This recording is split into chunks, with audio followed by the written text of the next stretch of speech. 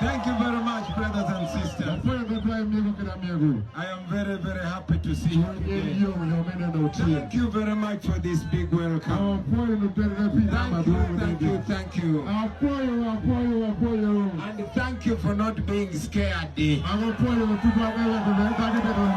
you very much.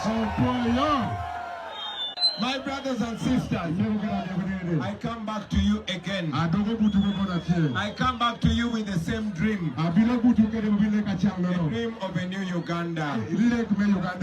I've said it many times that I don't come to you because I'm the most educated. I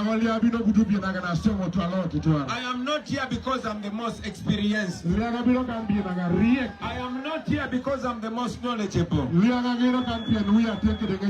But I'm here because I am the most committed to the cause of a new Uganda. I am here because I love my country. And I am here because I am confident that together we can go to a new Uganda that will make all of us proud. I am here because I refuse to give up. I am here because I believe in our generation. I am here because I believe in God. I am here because I know it is possible.